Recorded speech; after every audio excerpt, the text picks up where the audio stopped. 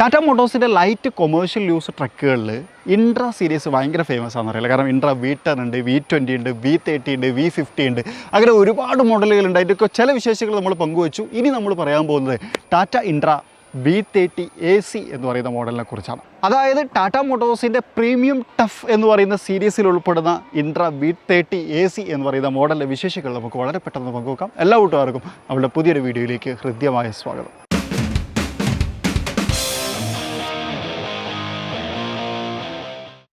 അപ്പോൾ ഇതാണ് ഇൻട്രയുടെ V30 AC എന്ന് പറയുന്ന മോഡൽ. ഇൻട്ര സീരീസുകൾ മൊത്തം നമ്മൾ കണ്ടപ്പോൾ നമ്മൾ V50 കണ്ടിട്ടുണ്ടായിരുന്നു, അതുപോലെ തന്നെ V20 കണ്ടിട്ടുണ്ടായിരുന്നു. അതിനെല്ലാം തന്നെ ഒരു DNA ഉണ്ടല്ലോ, ഈ ഒരു ഡിസൈൻ എലമെൻറ്റ്, നല്ല റോഡ് പ്രസൻസ് ഉള്ള, എന്നാൽ ഒരു ലൈറ്റ് കൊമേഴ്ഷ്യൽ വെഹിക്കിളാണെന്ന് ഒറ്റനോട്ടത്തിൽ പറയാത്ത ഒരു പ്രീമിയം ഡിസൈൻ മികവ് ഈ വാഹനത്തിനകത്തുണ്ട്. അത് നമുക്ക് നന്നായിട്ട് ഹൈലൈറ്റ് ചെയ്ത് കാണാം. നല്ല വിസിബിൾ ആയിട്ടുള്ള വലിയ വിൻഷീൽഡുകളെ കാണാൻ കഴിയും. അതുപോലെ തന്നെ ഇൻട്ര എന്ന് പറയുന്ന ഒരു ബാഡ്ജിങ്, അതുപോലെ വൈപ്പർ യൂണിറ്റ്, V30 AC എന്ന് പറയുന്നൊരു ബാഡ്ജിങ്, അതിന് താഴെ ടാറ്റ മോട്ടോഴ്സിൻ്റെ ലോഗോയൊക്കെ പരസ്പരം കണക്ട് ചെയ്തുകൊണ്ട് ഒരു ക്രോമിയം ബാഡ്ജിങ്, അതിന് താഴ്ഭാഗത്തായിട്ടൊരു ബ്രൗണിഷ് കളറിൽ ഒരു ഗ്രില്ല് തുടങ്ങിയിട്ടുള്ള കാര്യങ്ങളൊക്കെ ഫ്രണ്ടിൽ കൊടുത്തിട്ടുണ്ട്. അതുപോലെ തന്നെ ഇവിടെ നമുക്കൊരു കൊളീഷൻ ഫ്രണ്ട് ഇമ്പാക്റ്റ് ബാർ ഉണ്ട് എന്നുള്ളൊരു കാര്യം നമ്മൾ പലപ്പോഴായിട്ട് സൂചിപ്പിച്ചിരുന്നു. അതുപോലെ തന്നെ ഇവിടെ നമുക്ക് നമ്മുടെ റിഫ്ലക്ഷൻ യൂണിറ്റ് കാണാം. ഈ റിഫ്ലക്ഷൻ യൂണിറ്റ് എന്ന് പറഞ്ഞു കഴിഞ്ഞാൽ അതൊരു സേഫ്റ്റി മെഷർമെൻറ്റിൻ്റെ ഭാഗമായിട്ട് കൊടുത്താണ്. ഇത്രയും വീതിയുള്ള വാഹനത്തിനകത്ത് അത് വേണം എന്നുള്ളൊരു നിർബന്ധം വാഹന ലോകത്തുണ്ട്, അതിൻ്റെ ഭാഗമായിട്ട് കൊടുത്തിട്ടുള്ളതാണ്. അതുപോലെ തന്നെ ഇവിടെ നമുക്ക് ഫോഗ് ലാമ്പിനെ ക്രമീകരിക്കാനുള്ള ഒരു പ്രൊവിഷൻ കൊടുത്തിട്ടുണ്ട്. അതിനകത്തൊരു ക്രോമിയം പ്ലേറ്റിംഗ് ഒക്കെ കൊടുത്ത് മനോഹരമാക്കിയിട്ടുണ്ട്. അപ്പോൾ ശരിക്കും ഫ്രണ്ടിൽ നിന്ന് നോക്കിക്കഴിഞ്ഞാൽ ഒരു കൊമേഴ്ഷ്യൽ വെഹിക്കിൾ എന്നതിനേക്കാൾ ഉപരി കുറച്ചുകൂടി കാണാൻ ഭംഗിയുള്ള മനോഹരമായിട്ടുള്ളൊരു വാഹനം എന്നുള്ളൊരു ഫീലാണ് ശരിക്കും ഇൻട്ര V30 അല്ലെങ്കിൽ ഇൻട്ര സീരീസുകൾ നൽകുന്നത് എന്ന് പറയാം.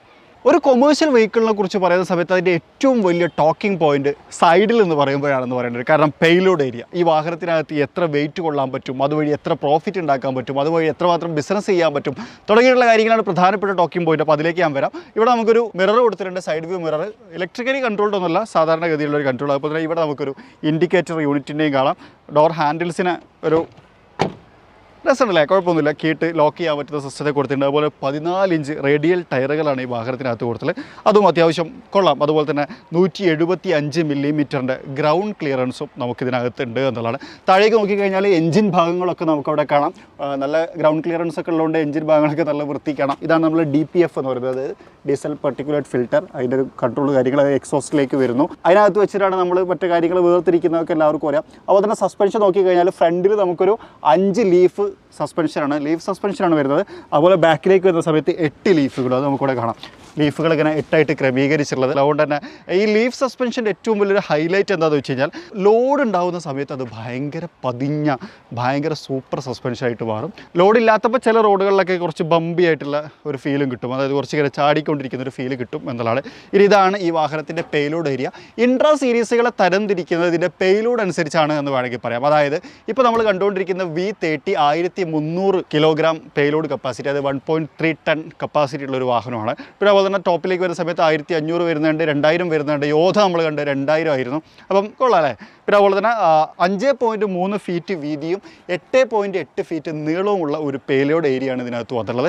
ഈ ഒരു ഡോർ മാത്രമാണ് ഓപ്പൺ ചെയ്യാൻ പറ്റുക. അതിൻ്റെ ഒരു കൺട്രോൾസും കാര്യങ്ങളൊക്കെ ഇവിടെ കൊടുത്തിട്ടുണ്ട്. പിന്നെ 1.3 ടൺ എന്ന് പറയുന്ന സമയത്ത് നമുക്ക് വേണമെങ്കിൽ ഒരു പക്ഷേ അതിലും കൂടുതൽ വെയിറ്റ് കൊണ്ടുവരാൻ പറ്റും. എനിക്ക് തോന്നുന്നു ഒരുപാട് ആളുകൾ അങ്ങനെ ഉപയോഗിക്കുന്നുണ്ട് എന്നുള്ളതാണ്. അപ്പോൾ ശരിക്കും പറഞ്ഞാൽ ഒരു ബിസിനസ് സംരംഭത്തിലേക്ക് ഇപ്പോൾ ഒരു 2 ടണ്ണൊക്കെ വെയിറ്റുള്ള സാധനങ്ങൾ അല്ലെങ്കിൽ അതുമായി ബന്ധപ്പെട്ട ബോക്സുകൾ ഒക്കെ കൊണ്ടുപോകാൻ, അല്ലെങ്കിൽ നമ്മളെ റോ മെറ്റീരിയൽസ് കൊണ്ടുപോകാൻ ഒക്കെ പറ്റുന്ന തരത്തിലുള്ള ഒരു നല്ല വാഹനം. ഒരു ലൈറ്റ് കൊമേഴ്ഷ്യൽ വെഹിക്കിൾ എന്ന് പറയുമ്പോഴും അത്യാവശ്യം വലിയൊരു കൊമേഴ്ഷ്യൽ വെഹിക്കിൾ തന്നെയാണ് ഇതിനകത്തുള്ളത് വരാം. അപ്പോൾ ഒരു ബാക്കിലേക്ക് വന്നു കഴിഞ്ഞാൽ സ്പെയർ വീലിനെ ക്രമീകരിച്ചുള്ള ഈ ഒരു ഭാഗത്തായിട്ടാണ്.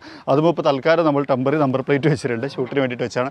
അതുപോലെ ടൈൽ ലാമ്പിനെ കുറിച്ച് പറയുന്ന സമയത്ത് ഒരു LED സിസ്റ്റമാണ് കൊടുത്തിട്ടുള്ളത്. നൈസായിട്ടുള്ള കുറച്ചൊരു മോഡേൺ സാധനം പോലത്തെ ഒരു ഫീൽ അതിന് നമുക്ക് കിട്ടുന്നുണ്ട്. അതുപോലെ തന്നെ ഇവിടെ നമുക്ക് ഫ്രണ്ടിൽ നമ്മൾ കണ്ട പോലെ തന്നെ റിഫ്ലക്ഷൻ യൂണിറ്റും കാണാൻ കഴിയും എന്നുള്ളതാണ്. ഇത് നമ്മൾ സൈഡിലേക്ക് വരുന്ന സമയത്ത് ഒരു പ്രധാനപ്പെട്ട കാര്യം പറയാനുള്ളത്, നിങ്ങൾ എപ്പോഴെങ്കിലും ചിന്തിച്ചിട്ടുണ്ടോ ഒരു കൊമേഴ്ഷ്യൽ വെഹിക്കിളിന് ശരിക്കും ഇവിടെ ഒരു ഗ്യാപ്പ് ശരിക്കും എന്തിനാണ് എന്നുള്ളത്? അത് ഒരു സേഫ്റ്റിയുടെ ഭാഗമായിട്ടാണ്. അതായത് വാഹനത്തിന് എന്തെങ്കിലും ഒരു അപകടം സംഭവിച്ചു കഴിഞ്ഞ് കഴിഞ്ഞാൽ ഈ ഒരു ഭാഗത്തെയും അതുപോലെ തന്നെ ഡ്രൈവർ ക്യാബിനെയും സെപ്പറേറ്റ് ചെയ്യാൻ വേണ്ടിയിട്ടാണ് ഈ ഒരു ഗ്യാപ്പ് കൊടുത്തത്. അപ്പുറത്തെ സൈഡിൽ നോക്കിക്കഴിഞ്ഞാൽ അതിനകത്ത് വാഷർ ഫ്ലൂയിഡും എൻജിൻ ഫ്ലൂയിഡും ഒക്കെ ഫില്ല് ചെയ്യാനുള്ള ഒരു സംവിധാനവും കാണാം എന്നുള്ളതാണ്. അതുപോലെ ഇവിടെ നമ്മുടെ സ്നോർക്കലിനെയും ക്രമീകരിച്ചിട്ടുണ്ട്. ഇത് നമ്മൾ അകത്തേക്ക് വന്നു കഴിഞ്ഞാൽ പുറത്തുനിന്ന് കണ്ടതിനേക്കാളും കുറച്ചുകൂടി രസകരമായിട്ടുള്ളൊരു ഇൻറ്റീരിയറാണ് ഈ വാഹനത്തിനുള്ളതെന്ന് പറയാം. കുറച്ചുകൂടി ഒരു ഫാബ്രിക് അപ്പോൾസ്ട്രി ആയിട്ടുള്ള ഒരു സീറ്റ് നമുക്ക് ഈ വാഹനത്തിനകത്തുണ്ട്. അതുപോലെ തന്നെ ഡാഷ്ബോർഡിൻ്റെ ഭാഗത്തിൻ്റെ ക്രമീകരിച്ച തരത്തിലുള്ള ഒരു സ്റ്റിയറിംഗ് വീല് കാണാം. ഇനി ഈ ഭാഗത്തേക്ക് വന്നു കഴിഞ്ഞാൽ ഇവിടെ നമുക്ക് 3 ബട്ടണുകൾ കാണാം. ഒന്ന് ഡമ്മിയാണ്, രണ്ടാമത്തെ നമ്മുടെ DPFൻ്റെ ബട്ടണാണ്, മൂന്നാമത്തത് എക്കോ മോഡിൻ്റെ ഒരു ബട്ടറാണ്. അതായത് ഈ വാഹനത്തിന് ഒരു എക്കോ മോഡാണ്. അപ്പോൾ കുറച്ചും കൂടി ഫ്യൂവൽ എഫിഷ്യൻ്റ് ആയിട്ട് ഡ്രൈവ് ചെയ്യാൻ നമ്മളെ സഹായിക്കുന്ന തരത്തിലാണ് അതിനെ ക്രമീകരിച്ചിട്ടുള്ളത് എന്ന് പറയാം. ഡോറിലേക്ക് വന്നു കഴിഞ്ഞാൽ ഇവിടെ നമുക്കൊരു ടാറ്റയുടെ മോണോഗ്രാം കൊടുത്തിട്ടുണ്ട്. അതുപോലെ തന്നെ നമ്മുടെ വിൻഡോൻ്റെ കൺട്രോൾ, അവിടെ ഒരു വാട്ടർ ബോട്ടിൽ ഹോൾഡർ കൊടുത്തിട്ടുണ്ട്. ഒരു മ്യൂസിക് സിസ്റ്റത്തിൻ്റെ ഭാഗമായിട്ട് ഒരു സ്പീക്കറിനെയും അവിടെ ക്രമീകരിച്ചിട്ടുണ്ട്. ഡാഷ്ബോർഡിലേക്ക് നോക്കിക്കഴിഞ്ഞാൽ ആ ബ്ലൂ എലമെൻറ്റുകൾ കാണുന്നത് നമ്മുടെ ബോഡി കളേർഡായിട്ട് AC വെൻറ്റിനും അതുപോലെ തന്നെ മ്യൂസിക് സിസ്റ്റത്തിനും ചുറ്റിലും കൊടുത്തുള്ള ഒരു ആവരണം ആണ് എന്ന് പറയാം. ഇനി നമുക്ക് ഇതിനകത്തേക്ക് കയറുന്ന സമയത്ത് ഇവിടെ നമുക്കൊരു സ്റ്റെപ്പൊക്കെ വെക്കാം കേട്ടോ. അപ്പോൾ തൽക്കാലം ഇതൊരു പുതിയ വാഹനമായതുകൊണ്ട് സ്റ്റെപ്പ് വെച്ചിട്ടില്ല. കൊള്ളാം. ഇരിക്കുന്ന സമയത്തേ അത്യാവശ്യം നല്ല സ്ഥലമുണ്ടല്ലോ. നോക്കിയാൽ ലെഗ് റൂം ആവശ്യത്തിൽ കൂടുതലുണ്ട്. അതുപോലെ തന്നെ ഹെഡ് റൂമുണ്ട്. അപ്പം നല്ല നീളമുള്ള എനിക്കും നല്ല വിശാലമായിട്ട് ഇരുന്ന് ഓടിക്കാൻ പറ്റുന്ന തരത്തിലാണ് ഇതിൻ്റെ ഇൻറ്റീരിയർ ഭാഗം ക്രമീകരിച്ചത്. സ്റ്റിയറിംഗ് വീൽ ഡാഷ്ബോർഡിൻ്റെ അതേ പൊസിഷൻ ചെയ്തിട്ടുള്ളതാണെന്ന് ഞാൻ പറഞ്ഞു. അതൊരു പ്രത്യേക ഒരു ഫീലുണ്ട്. കൊള്ളാം. പിന്നെ അതുപോലെ തന്നെ നമ്മുടെ ഇൻസ്ട്രുമെൻറ്റ് ക്ലസ്റ്റർ ഞാൻ ജസ്റ്റ് ഒന്ന് സ്റ്റാർട്ട് ചെയ്യാം. ഓക്കെ, ഒരു ഡിജിറ്റൽ ഇൻസ്ട്രുമെൻറ്റ് ക്ലസ്റ്ററാണ് ഈ വാഹനത്തിനകത്ത് വന്നിട്ടുള്ളത്. അതിൽ നമ്മുടെ സ്പീഡോമീറ്റർ വലുതാക്കിയിട്ട് 0 എന്ന് കാണിക്കുന്ന കാണാം. അതുപോലെ തൊട്ടിപ്പുറത്തേക്ക് വന്നു കഴിഞ്ഞാൽ നമ്മുടെ ടെമ്പറേച്ചർ, അതുപോലെ തന്നെ ഫ്യൂവൽ തുടങ്ങിയിട്ടുള്ള കാര്യങ്ങൾ, ടൈമും ഒക്കെ അതിനകത്ത് കാണിക്കുന്നുണ്ട്. ഒരു മിനിമലിസ്റ്റിക് ആയിട്ടുള്ള എന്നാൽ ആവശ്യമുള്ള ഇൻഫർമേഷൻസിനെല്ലാം ക്രമീകരിച്ചിട്ടുള്ള തരത്തിലുള്ള ഒരു ഇൻസ്ട്രുമെൻറ്റ് ക്ലസ്റ്റർ. ഇനി നമ്മൾ ഇപ്പുറത്തെ സൈഡിലേക്ക് വന്നു കഴിഞ്ഞാൽ ഇവിടെ AC വെൻറ്റ്, അതിന് നടുവിലായിട്ട് ടാറ്റ മോട്ടോഴ്സിൻ്റെ തന്നെ ഒരു സ്പീക്കർ സിസ്റ്റം കാണാം. ഒരു ചെറിയൊരു ഇൻഫോ ഭാഗം കൂടി കൊടുത്തിട്ടുണ്ട്. വോളിയം അപ്പ് ആൻഡ് ഡൗൺ ചെയ്യാനുള്ള ഭാഗം കാണാം. അതുപോലെ തന്നെ ഇവിടെ നമുക്കൊരു USB കണക്ട് ചെയ്യാം. ഇവിടെ ഒരു USB പോർട്ട് കൊടുത്തിട്ടുണ്ട്.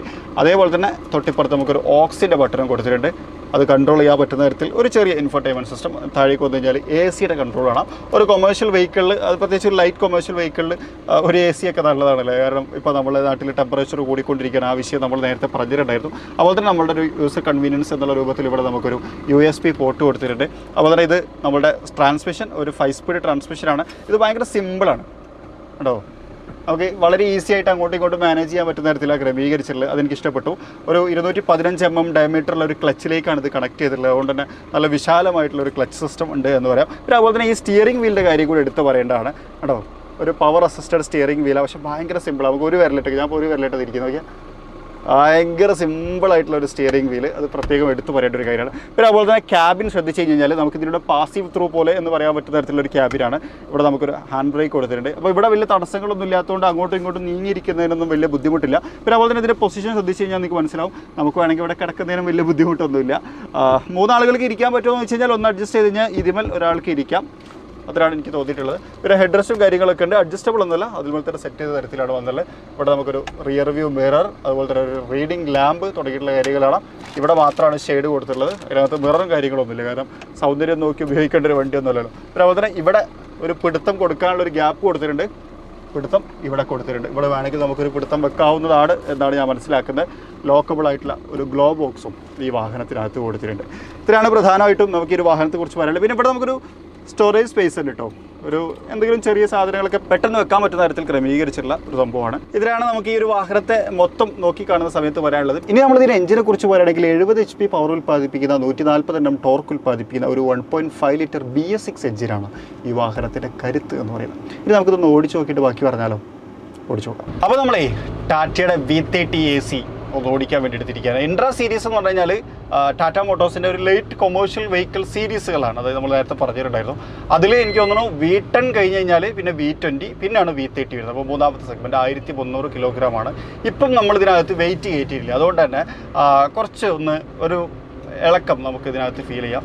നല്ല റോഡാണ്, പക്ഷെ എന്ന് പറഞ്ഞു കഴിഞ്ഞാൽ ഒരു ചെറിയ ആ ഒരു ഫീൽ നമുക്ക് കിട്ടുന്നുണ്ട്. പിന്നെ സ്റ്റിയറിംഗ് വീല് ശരിക്കും പറഞ്ഞു കഴിഞ്ഞാൽ ഇപ്പം ഇന്ന് നമ്മൾ സ്പീഡിലേക്ക് കൊണ്ടുവരുന്ന സമയത്ത് അത്യാവശ്യം സ്റ്റേബിൾ ആവും കേട്ടോ. അതായത് നേരത്തെ ഉണ്ടായിരുന്ന ഭയങ്കരമായിട്ടുള്ള സ്മൂത്ത് സാധനം ഞാനൊന്ന് സംശയിച്ചിട്ടുണ്ടായിരുന്നു. കാരണം വണ്ടി ഇതൊന്ന് ഒരു ബബ്ലി ആവുന്ന സമയത്ത് അത് ഡ്രൈവിന് എഫക്റ്റ് ചെയ്യുമോ എന്നുള്ളൊരു തോന്നൽ എനിക്കുണ്ടായിരുന്നു. പക്ഷെ അത് ഇല്ല. കാരണം ഒന്നുകൂടി സ്റ്റിയറിംഗ് വീല് ടൈറ്റായി. അതുകൊണ്ട് തന്നെ നല്ല ഈസി ആയിട്ട് നമുക്ക് ഉപയോഗിക്കാൻ പറ്റുന്നുണ്ട്. അതൊരു നല്ല ഫീല്. പിന്നെ അതുപോലെ തന്നെ ഈ ഇരുത്തവും കാര്യങ്ങളൊക്കെ നല്ല പൊസിഷനിങ് ആണ്. നിങ്ങൾ ഇടയ്ക്കൊരു ബീപ്പ് കേൾക്കുന്നത് എന്താ വെച്ച് കഴിഞ്ഞാൽ ഗിയർ ഷിഫ്റ്റ് ഇൻഡിക്കേറ്ററിൻ്റെയാണ്. അതായത് ഗിയർ മാറ്റാൻ വേണ്ടി പറഞ്ഞുകൊണ്ടിരിക്കുന്നതാണ്. അപ്പം അതിനു വേണ്ടിയുള്ള ഒരു അലാറമാണ് എന്നുള്ളത് മനസ്സിലാക്കാം. അപ്പോൾ അങ്ങനെ ഒരു ഫീച്ചർ കൂടി ഇതിനകത്തുള്ളത് ഗിയർ ഷിഫ്റ്റ് ഇൻഡിക്കേറ്റർ ഉള്ളതാട്ടോ. സംഭവം ഉപയോഗിച്ച് അതായത് വെയിറ്റ് ഇല്ലെങ്കിൽ വലിയ പ്രശ്നങ്ങളൊന്നുമില്ല. നമുക്ക് സ്മൂത്തായിട്ട് ഉപയോഗിക്കാൻ പറ്റുന്നുണ്ട്. ഈസി ആയിട്ട് മാനുവർ ചെയ്ത് കൊണ്ടുപോകാൻ പറ്റുന്നുണ്ട്. ശരിക്കും പറഞ്ഞു കഴിഞ്ഞാൽ ഒരു ചെറിയ കാറൊക്കെ ഓടിക്കുന്ന ഒരു ഫീലോട് കൂടി നമുക്ക് ഓടിക്കാം. പിന്നെ ലീഫ് സസ്പെൻഷൻ എപ്പോഴും അങ്ങനെ തന്നെയാണല്ലോ. അതിൻ്റെ ഒരു ചെറിയ ബബ്ലി ഫീൽ മാത്രം കിട്ടുന്നു എന്നുള്ളതാണ്.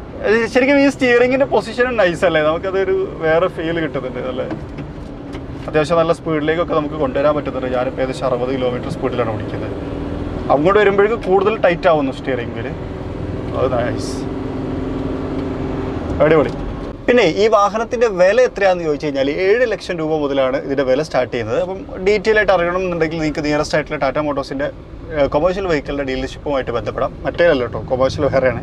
പിന്നെ അതുപോലെ തന്നെ ഇതിൻ്റെ മൈലേജ് എന്ന് പറഞ്ഞു കഴിഞ്ഞാൽ ഡിപ്പെൻസ് ഓൺ ഡ്രൈവ്, എത്രമാത്രം വെയിറ്റ് ഉണ്ട് തുടങ്ങിയിട്ടുള്ള കാര്യങ്ങളെ കുറിച്ചൊക്കെ വാരിഡ് ആയിരിക്കും. അതുകൊണ്ട് തന്നെ നമുക്കൊരു എക്സാക്റ്റ് ഫിഗർ ഒന്നും പറയാൻ പറ്റില്ല. പക്ഷേ ടാറ്റ അവകാശപ്പെടുന്നതെന്ന് വെച്ച് കഴിഞ്ഞാൽ കോമ്പറ്റേറ്റേഴ്സിനേക്കാളും ബെറ്റർ ആയിട്ടുള്ളൊരു മൈലേജ് ഇത് പ്രൊവൈഡ് ചെയ്യും എന്നുള്ള കാര്യം ടാറ്റ പറയുന്നുണ്ട്. അപ്പോൾ അതാണ് നമുക്ക് മൈലേജിനെ കുറിച്ച് പറയാനുള്ളത്. പിന്നൊന്ന് ടേണിംഗ് റേഡിയസിൻ്റെ കാര്യമാണ്. അപ്പം 5.2 മീറ്ററാണ് ഈ വാഹനത്തിൻ്റെ ടേണിംഗ് റേഡിയസ് എന്ന് പറയുന്നത്. അപ്പോൾ അത്യാവശ്യം നല്ലൊരു ടേണിംഗ് റേഡിയസ് ആണ്. മാത്രമല്ല ഇൻട്രാ ഫാമിലിയിൽ ഏറ്റവും കുറഞ്ഞ ടേണിംഗ് റേഡിയസുകളിൽ ഒന്നാണ് അതെന്നും കൂടി നമുക്ക് വിശേഷിപ്പിക്കാം. ഇത് ശരിക്കും പറഞ്ഞാൽ ഒരു ലൈറ്റ് കൊമേഴ്ഷ്യൽ വെഹിക്കിൾ അല്ലെങ്കിൽ ഒരു ട്രക്ക് തീർച്ചയായിട്ടും റിവ്യൂ ചെയ്യേണ്ടത് ലോഡ് വെച്ചിട്ടാണ്. ലോഡ് വെച്ച്, കാരണം എന്താ വെച്ച് കഴിഞ്ഞാൽ ഇത് ഏറ്റവും വളരെ കുറവായിരിക്കും ഇപ്പം ലോഡ് ഇല്ലാതെ പോയിക്കൊണ്ടിരിക്കുന്ന ഒരു സമയം എന്ന് വേണമെങ്കിൽ നമുക്ക് പറയാം. അധിക സമയത്തും ഇത് ലോഡ് വെച്ചുകൊണ്ടായിരിക്കും ഇത് ട്രാവൽ ചെയ്തുകൊണ്ടിരിക്കുന്നത്. അതുകൊണ്ട് തന്നെ ലോഡ് വെച്ചിട്ടുള്ള റിവ്യൂ ആയിരിക്കും ഏറ്റവും കൂടുതൽ ആളുകൾ എക്സ്പെക്ട് ചെയ്യുക. കാരണം ഇപ്പോൾ ഒരു ലൈറ്റ് കൊമേഴ്ഷ്യൽ വെഹിക്കിൾ എടുക്കുന്ന ആളുകൾ തീർച്ചയായിട്ടും ഇതിന് എത്ര ലാഭം കിട്ടും, ഇത് ഉപയോഗിച്ച് കഴിഞ്ഞാൽ എത്ര പ്രോഫിറ്റ് കിട്ടും, എത്ര വെയിറ്റ് കൊണ്ടുപോകാൻ പറ്റും, വെയിറ്റ് കയറ്റി പോകുമ്പോൾ എങ്ങനെയുള്ളൊരു ഫീലാണ് നമുക്ക് കിട്ടുന്നത് തുടങ്ങിയിട്ടുള്ള കാര്യങ്ങളായിരിക്കും പ്രധാനമായിട്ടുള്ള ടോക്കിംഗ് പോയിന്റ്.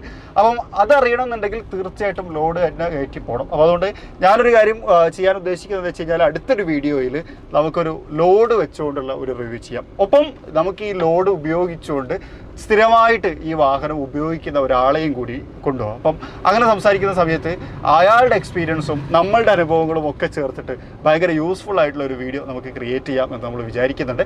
അപ്പം ആ വിശേഷങ്ങളൊക്കെ നമുക്ക് അടുത്തൊരു വീഡിയോയിൽ വിശദമായിട്ട് കാണാമെന്നുള്ളൊരു കാര്യം പറഞ്ഞുകൊണ്ട് ഈ വീഡിയോ തൽക്കാലം നമുക്കിവിടെ അവസാനിപ്പിക്കാം. അപ്പോൾ നമ്മളിന്ന് പരിചയപ്പെട്ടത് ടാറ്റ മോട്ടോഴ്സിൻ്റെ കൊമേഴ്ഷ്യൽ വെഹിക്കിളുകളിൽ 3ാം സ്ഥാനം, അതായത് ഇൻട്രാ സീരീസിൽ 3ാമനായിട്ടുള്ള ഇൻട്ര V30 AC എന്ന് പറയുന്ന മോഡലിനെ കുറിച്ചാണ്. അതിൻ്റെ വിശേഷങ്ങളാണ്. നിങ്ങൾക്ക് ഇഷ്ടപ്പെട്ടുണ്ടെന്ന് വിചാരിക്കുന്നു. ഇഷ്ടപ്പെട്ടെങ്കിൽ ലൈക്ക് ചെയ്യാൻ മറക്കരുത്. എൻ്റെ ചാനൽ ആദ്യമായിട്ട് കാണുന്ന സുഹൃത്തുക്കളുണ്ട് എന്നുണ്ടെങ്കിൽ സബ്സ്ക്രൈബ് ചെയ്യാനും മറക്കരുത് എന്നുള്ളൊരു കാര്യം കൂടി പറഞ്ഞുകൊണ്ട് അടുത്തൊരു വീഡിയോയിൽ മറ്റൊരു വിശേഷമായിട്ട് കാണാം. അതുവരെ ചെറിയൊരു ബ്രേക്ക്.